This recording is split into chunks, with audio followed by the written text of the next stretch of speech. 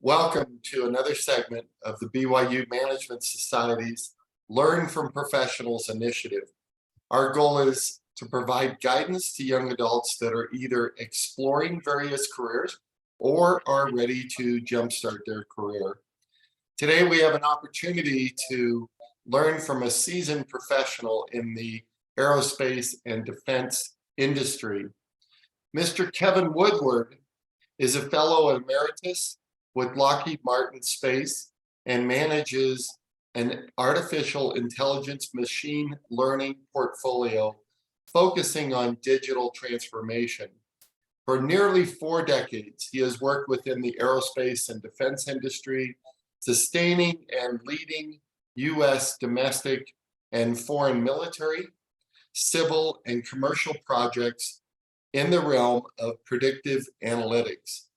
Possessing an advanced degree in business administration, an MBA, from the University of Southern California, as well as bachelor's degrees in international relations with an emphasis in national security affairs and in Japanese from Brigham Young University. He currently leads an international artificial intelligence collaboration supporting NASA's Artemis lunar space mission. Kevin and his wife Tammy have been married for 42 years and reside in Colorado Springs, Colorado. They have 3 children and 7 grandchildren. So welcome, Kevin. Thank you, Scott. It's nice to have you. Nice to have you on board, and we appreciate the expert advice that you'll share with our viewers. So, Kevin, can you tell me what made you to decide to pursue a career in the aerospace and defense industry? You've got nearly 40 years there. You must like it. Thank you for the question. I do. I really enjoy the industry. And I think that what got me started, I was pondering this a little bit. And I go back to when I was a young fellow. And, in my youth, I took great interest in the space program. I used to watch the Gemini and the Apollo missions, the landing on the moon. There was just something about that and the aerospace industry as a whole that just caught my attention. And when it came time when I was graduating, I thought, what direction would I like to go? And so I went back to thinking, what is it that really energized me? And that was a particular field that I gravitated toward, long had an interest in. So I think that's probably where I got that impetus to move that direction. I see. So obviously, you've had a very successful career. Tell us about what's helped you to become so successful in your career. What is the secret sauce to being successful? Boy, isn't that a great pursuit if we could really capture that and bottle that up. But, I think that we deal with individuals, and being able to be respectful and to be accountable and to do what's right.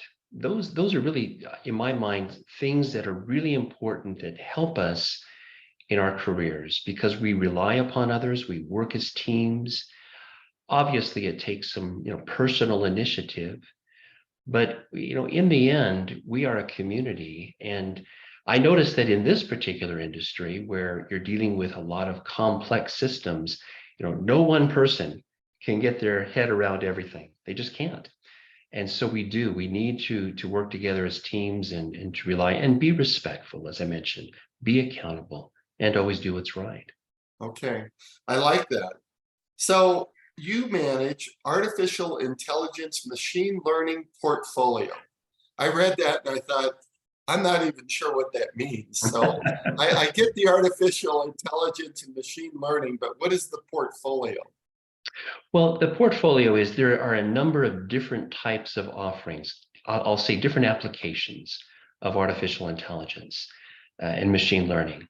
And you mentioned there, a lot of this has to do with digital transformation, which is a lot of companies who've been around for a long time, who never grew up in a digital age, really, grew up long before that, have now had to transform to be competitive, and to remain in their industries.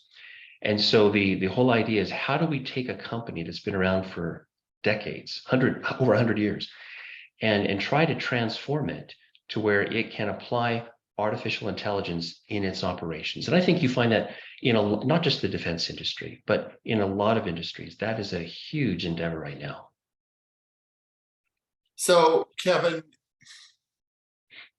you have a position of great responsibility. Has your career been always on an upward path, or have you had to overcome obstacles during your career? Well, I think it'd be fair to say that, you know, we all face obstacles in the course of our work.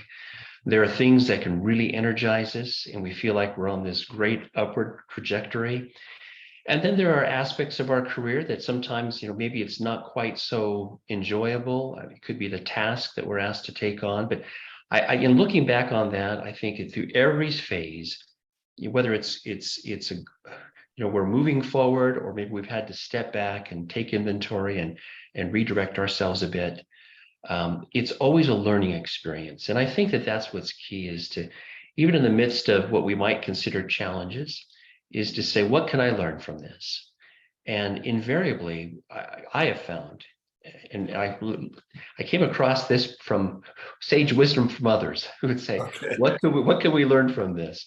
And when I've applied that, it has really helped me to kind of to learn and to be able to move forward.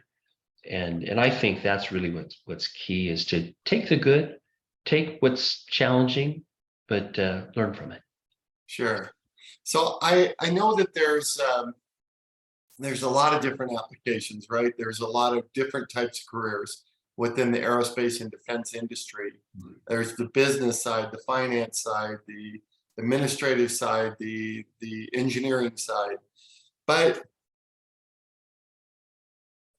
when you look at successful people like yourself, what I know about you is that you've devoted yourself to a lifetime of learning. How important is that to a young person? Is there college degree? Is that the end of it? Or do you recommend a lifetime of learning? Oh, a lifetime of learning is so important. I think that I found, and I think many people find as they look back, is that their experience in school, and that could take them all the way through, you know, through their college education or even into graduate school, it helps them understand how to learn. It's the whole process of, okay, I've learned a lot of things, which is a great foundation, but I think the thing we take most of all is, now I've learned a lot about how to learn. And there are so many times when I've been looked at my work, and I've applied a principle that I learned years ago. You know, I go back to my books that I still have from college, and I'll say, oh, that's what we were learning. That's what this is about. So I think being able to look at our careers as a time of continuous learning. Another thing on that is that, you know, in this particular field, but I think it's true in many realms, that things change all the time. And if you thought, I stand in awe of those who come out of school today, because they bring certain knowledge that they in many respects are far ahead of those who've been in the industry for a while. In terms of some of the things that they're learning as it relates to technology and computer science, and as they bring that in, this is new knowledge. And so for someone like myself to always continue to stay on top of that, and that will continue. Mm-hmm. So the aerospace and defense industry, what do you consider to be the most important rewards and challenges of being in the industry? The rewards, I think, are that you have a feeling that you're trying to make an impact, certainly an impact for good on society. You know, we have in this particular realm in aerospace, there is defense. A lot of times we like to think of, we're trying to preserve life. We're trying to protect society. We're trying to protect our nation, vitally important, and to be able to help other nations do the same. So having an impact having an impact on society, having an impact on technology, seeing how we can some new technology that comes about and how can we apply that in productive ways is very important there. Now the challenge is there are risks involved in doing any of this. You want to try to mitigate the risk, managed risk.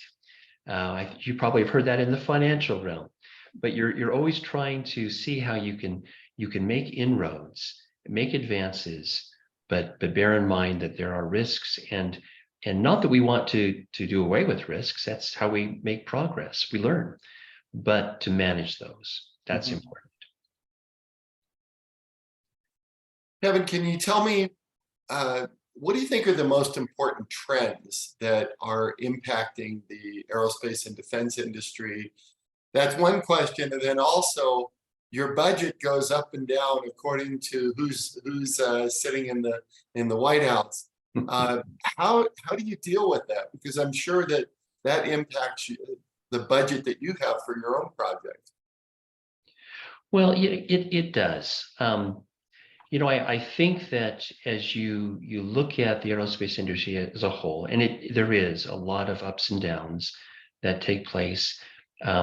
We are a reflection, quite honestly, of the national budget or the economy as a whole, because a lot of the business we do is directly tied to the U.S. government and that of other governments. I think that what you try to do a lot is you prepare for the lean times. You're always looking at ways to be more efficient. That has to be key. You look at the times where there's opportunities to make inroads, to invest in technology, to invest in the future. You try to do what you can during those time periods. But in the 40 years that I've seen many cycles up and down. And during those time periods, you're trying to again, you're actually in those time periods that really forces you to really pay attention to efficiencies and how can you become better at that. So in some ways that can be healthy. We all need sometimes the lean times can help you really prepare to be even better. And I think that's probably true. Is there a need to invest in the future for our own security, or even for the ability to invest in, when I think of aerospace, it really is an investment in a lot of different technologies that can help us here on Earth. I'll just point you just real quickly. There is a wonderful website that NASA has. And NASA has outlined a lot of the technologies since 1976 that have been developed and are in our everyday lives today as a result of the space industry. So again, space, defense, it has opportunities to help us, but we have to be mindful that there are going to be good times and bad times economically. Sure. Well, I came originally from the oil and gas industry, so I understand good times and bad times. So now, Kevin, you've got a young person and they're maybe getting ready to graduate from school, from college, and they're not really sure which company they want to work for or how they want to put their skills and education to work. So what advice would you give a young person that is maybe exploring different avenues? That is a great question, Scott. And let me say this, when you're first starting out, don't hesitate to ask questions and and this is important, network. To try to network and talk to people. I remember when I first got started, I told you earlier that I had this long love for the aerospace industry, but I will admit that there was a pivotal time when I saw other industries and many of my friends kind of going different directions. And I wanted to make sure that the way I was headed was really what I wanted to do. I went out and I set up interviews. I had networked and I had set up interviews with different people in different industries, just to sit down and talk with them and learn about their industry. And these were industries that I had some, interest in. Mm-hmm. And all of that helped me. In fact, one interview that I had, the individual said to me, you really, the more I talk to you, it seems like you really love the aerospace industry. Why didn't you continue? Why didn't you do that? And I thought, they're probably right. So I think talking and getting that confirmation is vitally important. I'll also say this too, if you pursue the industry, and this could be applied anywhere, but let's just say here in aerospace, as you mentioned, I had degrees in business, in international relations, in Japanese. When I got into about 8 years into my career, I found that there was a need to have those who had some business background to be more involved in our engineering activities. And I saw that as a pivot point, a time and opportunity to get more involved in engineering, systems engineering. And that kind of opened up the path for predictive analytics, where I have gravitated toward. I think being able to be observant, understand what are the trends, what are the needs, perhaps even the needs of an organization, being willing to learn, maybe even get credentials. I had to go and get some credentials that allowed me to operate more in this realm. So be open to that. Recognize that our career is going to be a series of pivot points, and we take the opportunities. And I look back on that and say, that was a marvelous pivot point for me. It opened up opportunities I wouldn't have had otherwise. So learning, talking, networking up front, and even continuing that in the course of our careers. That's terrific advice. So now an individual's gone from exploring different careers, right? Now they're ready. They say, I want a career in the aerospace and defense industry. When you're interviewing people, what are you looking for? What is how can a candidate really shine in your eyes, and now you reach out to them and say, we want to hire you for this position? What is it that you look for? The things that I look for are, one, have they spent the time to understand the company or the organization that they're trying to be a part of? You would hope that they would take the time in understanding that, and they might come prepared to an interview to be able to articulate some of the things that they've learned about the company. I think that seeing someone who has initiative, and as that's demonstrated, maybe in their prior work experience or even the things they've done educationally, but to really highlight the fact that they are willing to take responsibility and to learn and really see what the needs are and to seize that initiative. I think demonstrating initiative in our lives is really important, and it's important for our ability to succeed as well. I think persistence, someone who is eager and willing, and if they really want to go this direction, they will be persistent in that pursuit. Someone who's a team player.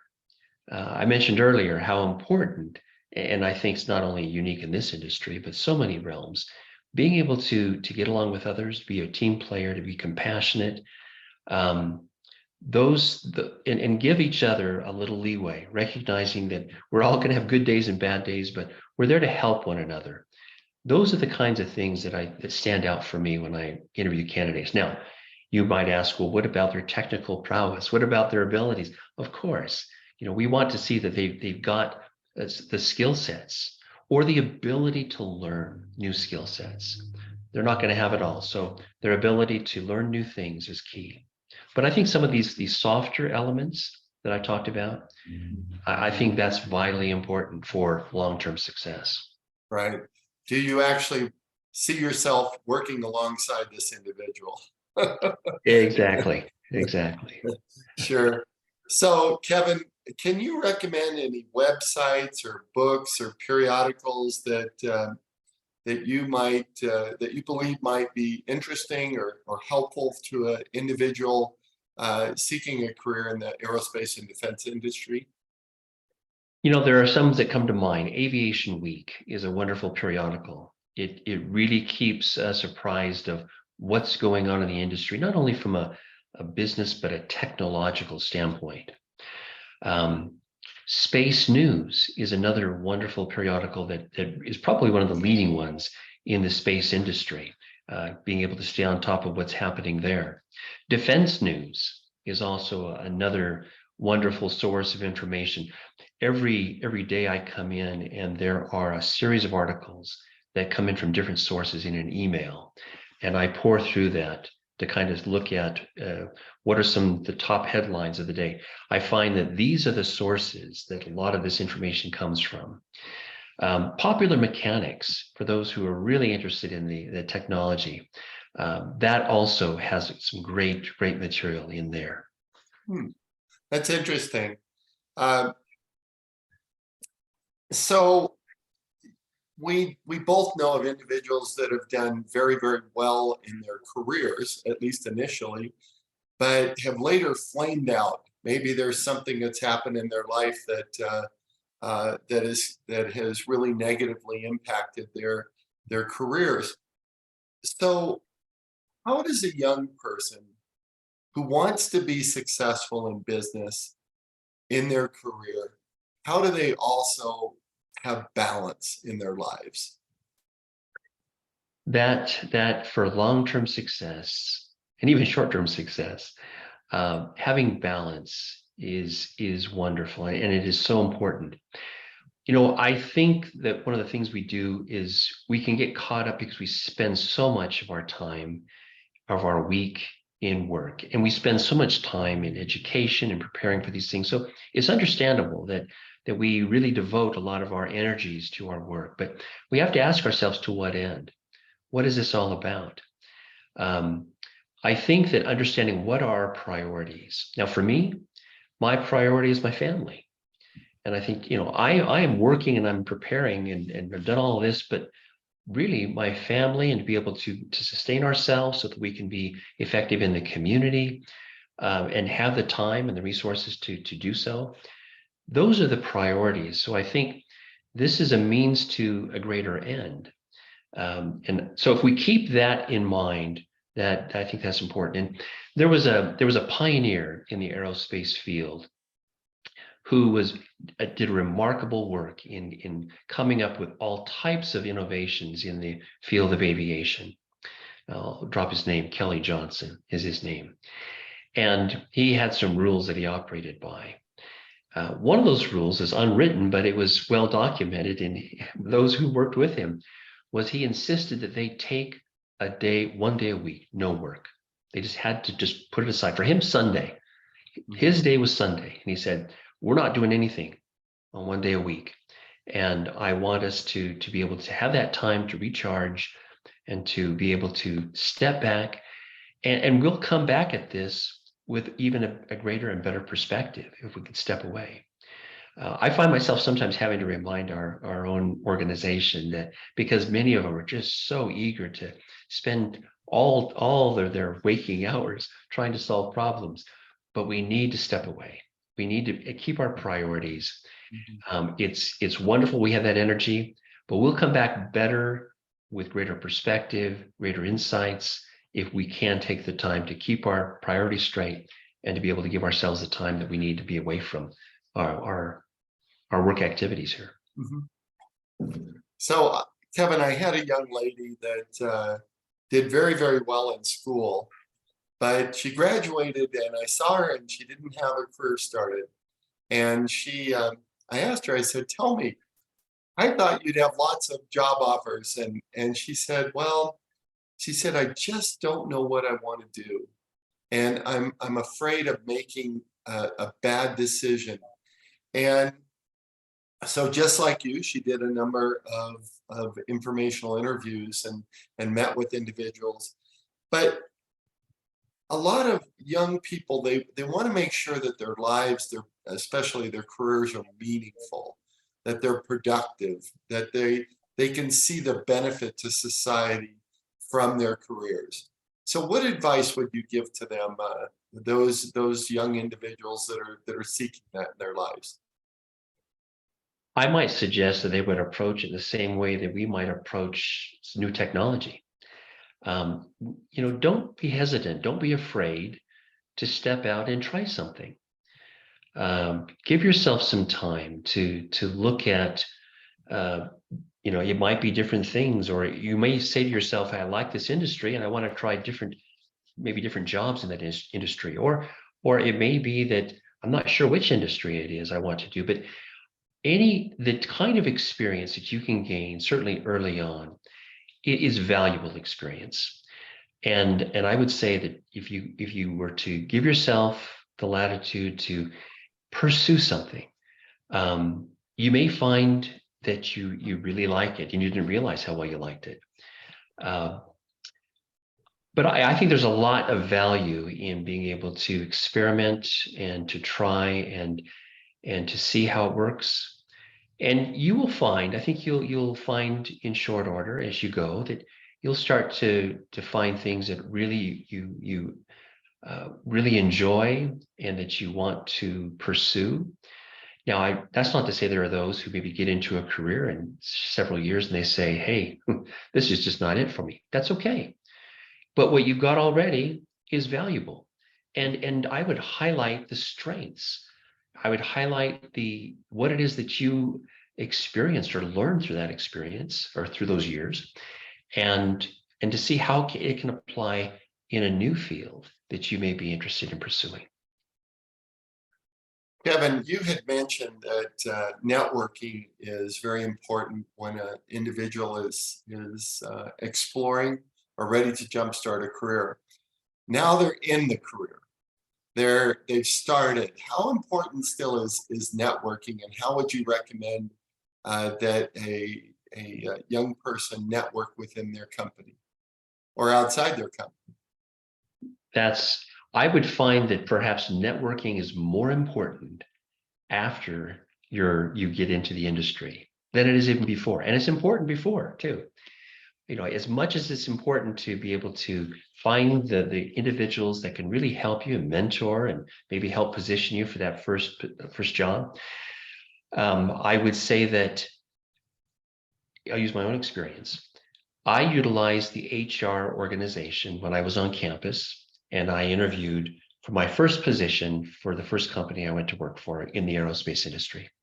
That's the only time I've used human resources to find my next job. Every position that I've had in all the years since has been through networking.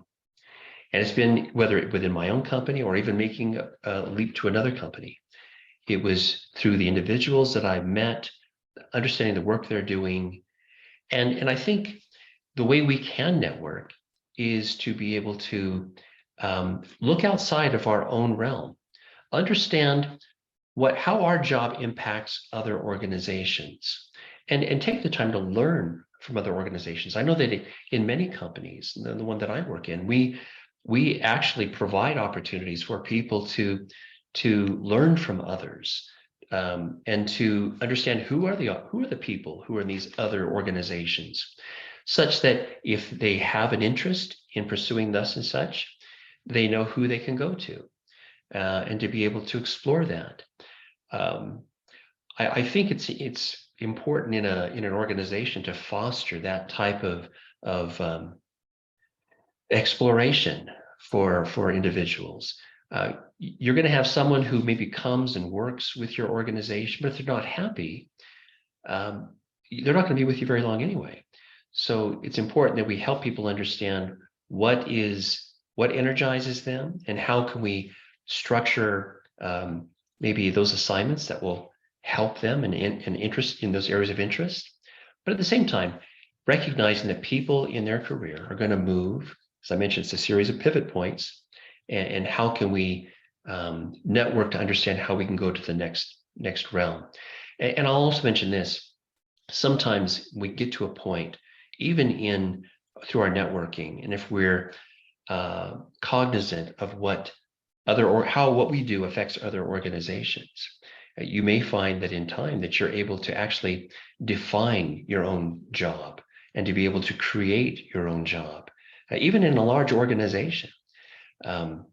So networking and applying some of these other principles we talked about helps pave that way for us. Kevin, you had mentioned the importance of mentoring. And let's say I just started with a company. I want to be successful. I see successful people.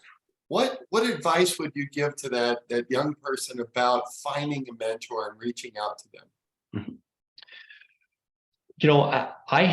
I've had individuals who I did not know in the organization or in the company that had reached out to me and said, I'm interested, if I could, in establishing, learning from you, or maybe trying to, maybe see if we could establish a mentor-mentee relationship. I was very open to that. And I think that's probably the key, is to find individuals who maybe you'd like to learn from, and don't hesitate to reach out to them. People are always, I'd say most people are always willing to share, and willing, and they're happy to take that time to carve that out, to be able to help others. Every one of us, when we think about our own career, there were so many that helped us along the way. This is an opportunity for us to be able to give back and to help others, help the future, help those who are coming into the organizations today.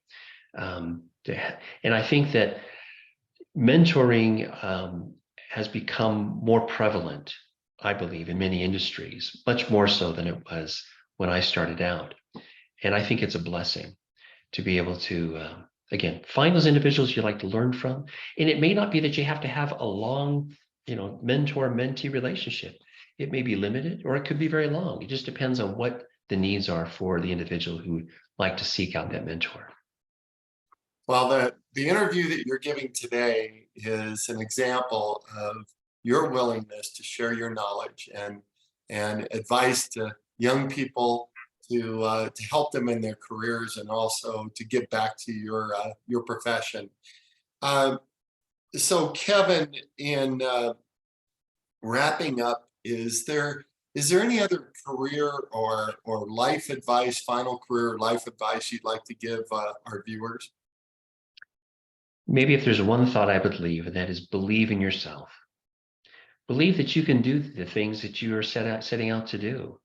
Obviously, we've talked about some of the ingredients that can help us for success, but I think that having a belief that you can do this is important. That's what helps develop and sustain the momentum to go forward. There are many times when I thought to myself, boy, can I really do this?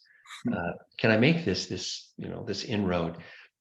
But again, coming back and saying, no, you can do this. And I think if you hold that thought and act on it, you'll be amazed at the things that you can do and that will open up for you. Mm-hmm. Well, thank you, Kevin. I appreciate your words of wisdom for young adults that are interested in exploring a career in the aerospace and defense industry, and just your advice for them, life in general. To wrap up this video, we'd like to remind our viewers that they can either reach out to individuals, seasoned professionals that they know, to schedule a informational interview, or they can find someone that they know that may have connections to other professionals. To prepare for informational interviews, we recommend that you watch the video that's on this website titled Conducting Informational Interviews. Kevin, again, we want to thank you for your time and your expert advice today. I know you've made a difference for a lot of people out there. Oh, thank you, Scott. It's been a pleasure. Appreciate that.